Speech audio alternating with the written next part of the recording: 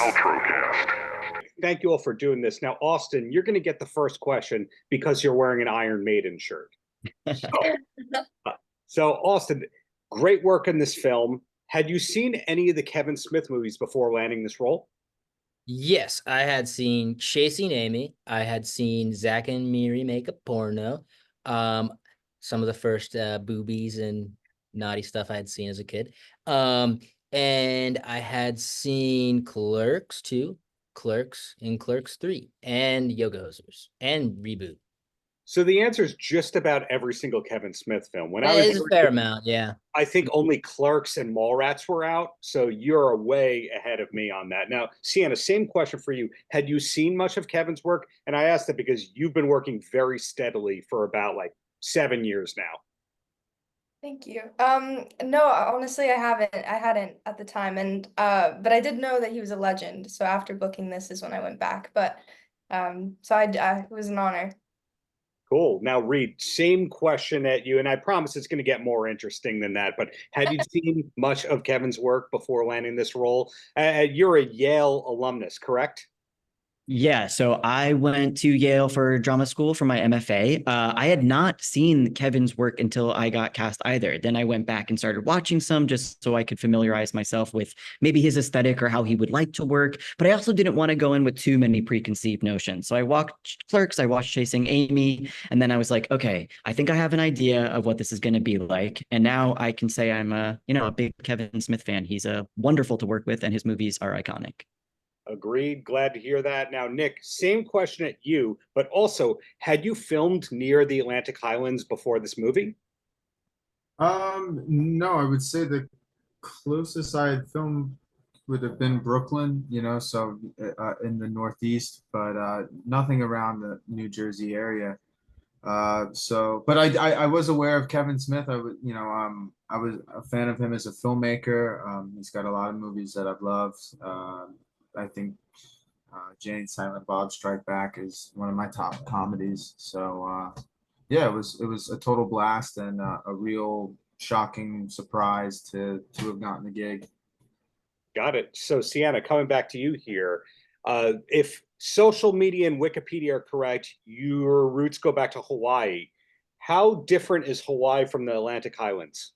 Oh my goodness. Well, okay, first off, I grew up on a tiny island, so I was used to the small town, But here, we don't have freeways back on the island I'm from. And over in Atlantic Highlands, we had a rental car. Each of us had a rental car. And they were like, "Can you drive yourself to set?" I was like, "Absolutely. I can drive myself in a small little town." Austin was in the car with me, I think, at a time no, Austin and Nick, where I accidentally went on the freeway for the first time. This was like 2 a.m. and Austin was in my passenger seat. It was so scary. It's scary, but you're wearing a t-shirt that has Eddie, the Iron Maiden mascot, on it. So you're scared by her driving and the freeway, but not by Iron Maiden. That's how intense it was. I was fearing more than The Number of the Beast. The Number of the Beast, classic. Killers, also a classic. So clearly you have taste there. Now, Austin, had you filmed anything in Jersey before this film? Yeah, I had actually done Clerks 3 before this movie, and it was pretty much the same crew for the most part, and we filmed in on the same street. Yeah, so I was very familiar with it. And as we see in the trailer for this film, Clerks 4, it's a possibility. So I hope to see you in that. Fingers crossed there. Reed, had you filmed in Jersey? No, I hadn't, but I'm actually from New Jersey. So I was born 20 minutes north of the Highlands. So it was pretty cool to get to come back and make my first bigger role in a film in the area that I grew up in. Wow, where in Jersey is that? If you don't mind me saying it, we're not violating privacy. No, not at all. Because my family doesn't live there anymore, so you can't find me. But I'm from. I was born in Middlesex County.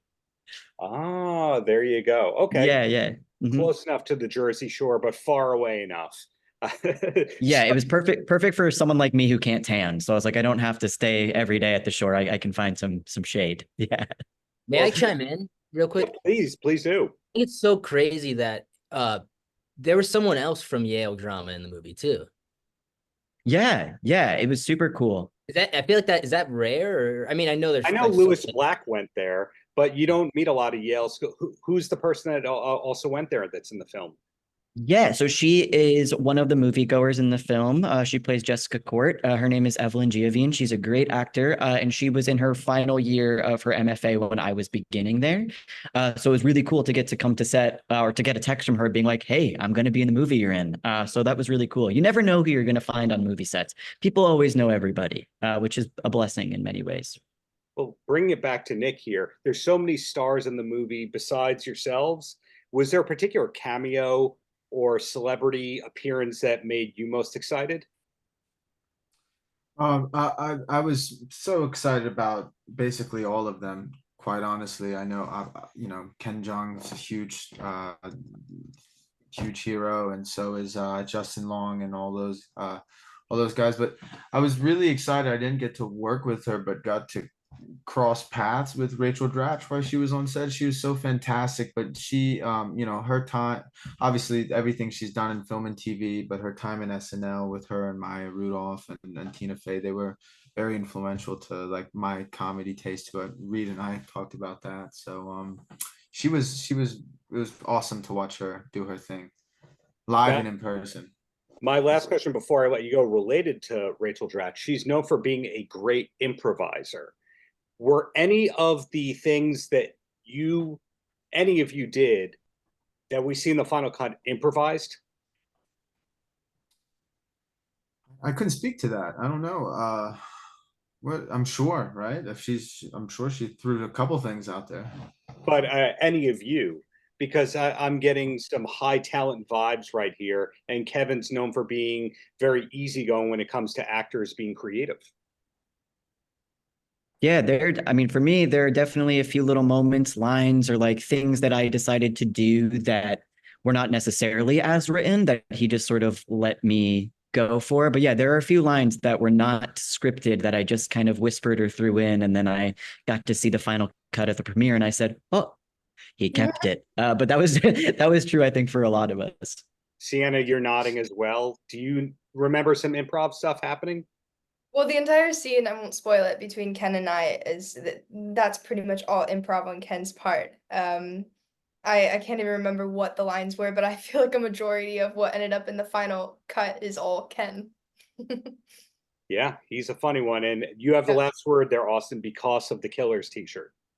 Yeah, I would say honestly, there's definitely a few moments where I would kind of just throw in what I felt was like I would do a couple takes like as scripted, but then at the end of it, I would throw something else in, like at the end of the scene in the back alley, like I say, yet, and which is a moment that he wanted to keep in because he liked that, and then also yeah, there's a fair amount of them, yeah, but he really like Justin Long, just totally improvise those scenes that he's in, which is crazy. I've never seen any director just not use the entirety of the scenes that were written for a character and then just use all of just improvised stuff. It's really cool, and it still works in the movie in a really funny way.